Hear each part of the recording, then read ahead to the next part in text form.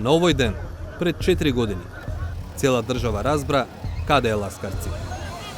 Нива во атарот на селото беше местото каде принудно запре попладневниот автобус Скопје-Гостивар на компанијата Durmoturs. Откако возачот загуби контрола над возилото патувајќи по блискиот автопат.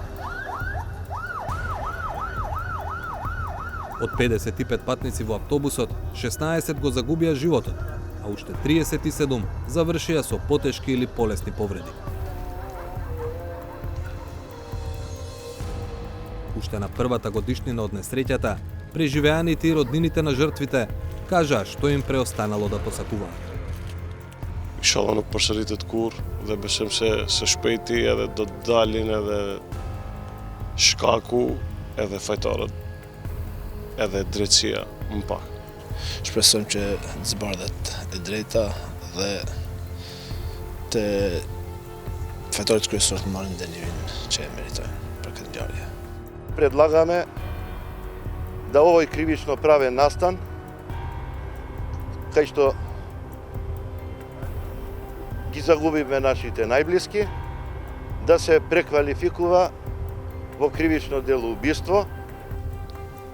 Последниот соговорник, Митко Аврамовски, кого го снимавме во 2020 година, не ја дочека посакуваната правда по загубата на синот единец во автобусот на Durmoturs.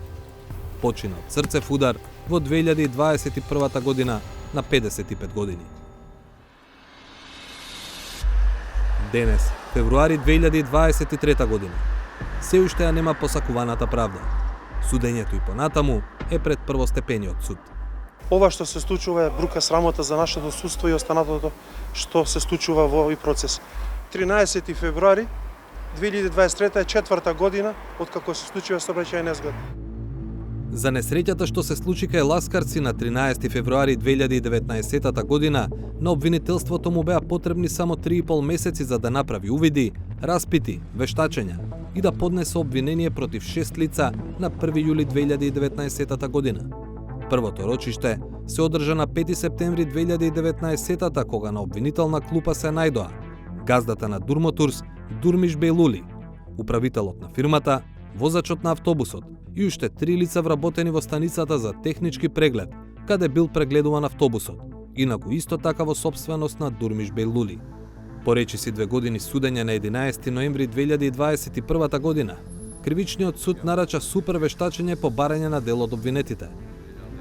Клучната причина е тоа што вештачењето на обвинителството покажува обид на возачот да кочи, додека одбраната на останатите обвинети покрај шоферот го тврди спротивното. Супервештачењето е готово по дури 1 година и 2 месеци на 27 декември 2022 година.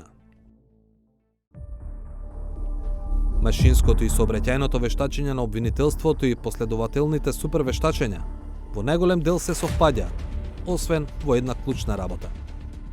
И во двата документи е неспорно дека автобусот се движел со брзина од 99 км на час по средната лента, кога поради предпоставена возачка грешка или невнимание при повисока брзина од дозволената, автобусот бил насочен преку левата лента кон заштитната ограда.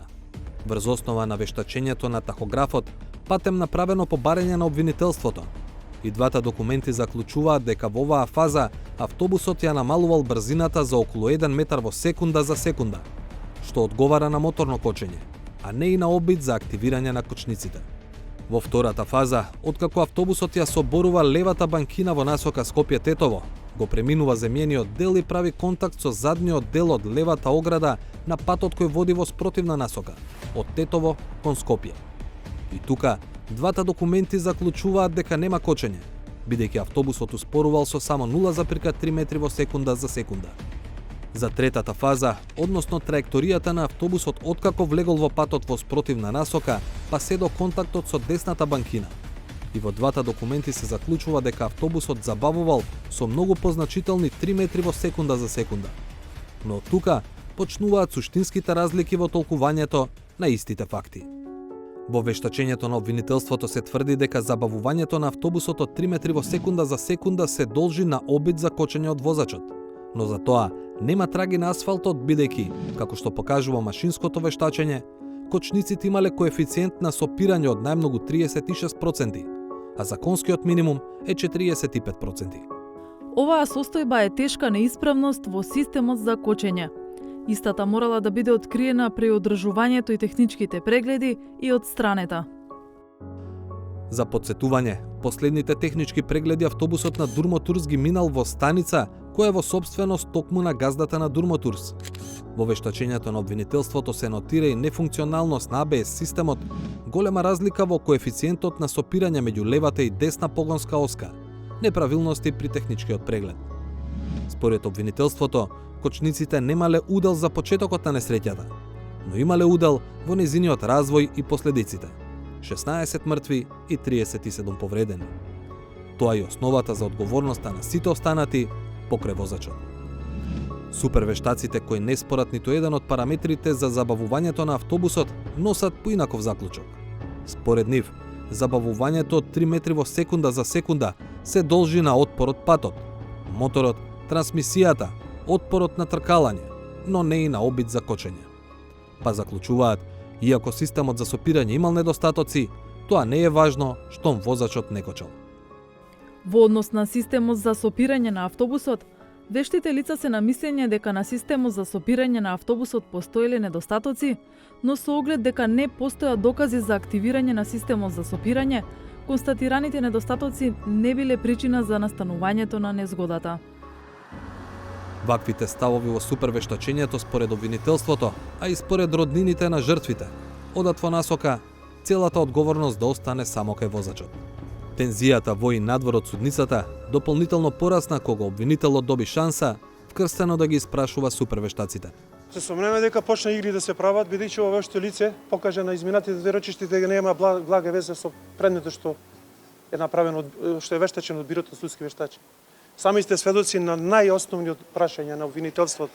Не знаете одговори. Никош во животот негов немал ваков предмет да вештачи. 2 години има лиценца за вештачење. Не знае да чита тахографски ленти. Па како ние да веруваме, оштетените, дека тоа вештачење што го направило бирото и тоа вешто лице е се релевантно, издржано и професионално направено. На машинското вештачење на обвинителството се подпишани 5 доктори на науки кои се или професори или доценти на машинскиот факултет плюс еден стручен соработник. Бидејќи најдобрите во земјата веќе учествуваа во првичните вештачења, на машинското супервештачење се подпишани луѓе со пониски титули. Еден доктор на науки, 2 магистри и еден дипломиран машински инженер. Токму докторот на науки подпишан на супервештачењето, Зекирија Зекири, е причината за одложувањето на последните 2 рочишта. По двете за него непријатни судења се разболе. Обвинителот инсистира да го испрашува токму него. Денот кога му се влоши здравието, ТВ Алсат објави дека Зекири со години има партиски активности за ДУИ, а кадар на ДУИ го води и Бирото за судски вештачења. Што се однесува до политичкиот аспект, тој нема никаква врска, ниту некој се јавил. Случајно се најдов во таа комисија и јас прифатив за да ја откриам вистината за случајот. Ви гарантирам дека никој не се јавил на телефон, ниту адвокатите, ниту собственикот на Дурмотурс, а особено не директорот на Бирото за судски вештачења. Јас сум само надворешен соработник. Веќе 2 години имам лиценца од оваа област. Сообраќајното вештачење и супервештачење го правела иста институција, Бирото за судски вештачења. Дури и за неупатен наблюдувач, зачудува што супервештачењето заклучува дека нема кочење иако ги користи истите факти и наоди со кои првичното вештачење на обвинителството заклучува дека има кочење. Со овие дилеми, судењето за Ласкарци треба да продолжи на 16 февруари. Но неговото одржување нема да зависи од присуството на вештакот Зекирија Зекири, на чии испрашување инсистира обвинителот Дарко Јакимовски. Судијката Дијана Груевска-Илиевска одлучи дека ако не се појави Зекири, тогаш обвинителот ќе треба да продолжи да ги испрашува другите вештаци од неговиот тим. Невладината организација Сите за правишно судење, која со години прави мониторинг на судења во земјава, го проблематизираше тој пристап. Извршниот директор Дарко Аврамовски вели дека во судница не би требало да се одговара групно.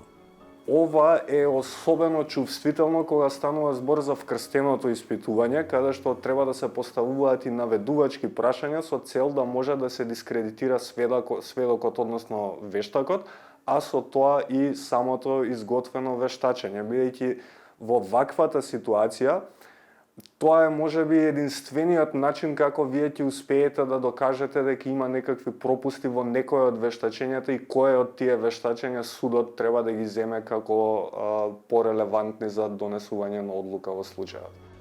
Дали е фер и правишно и за обвинетите и за оштетените, што се уште нема ниту првостепена пресуда за смртта на 16 луѓе?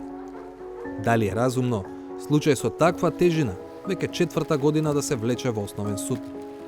Веројатно нема човек што на овие прашања би одговорил да. Но ете, тој одговор е реалност за сите на кои настанот кај ласкарци трајно им ги промени животите.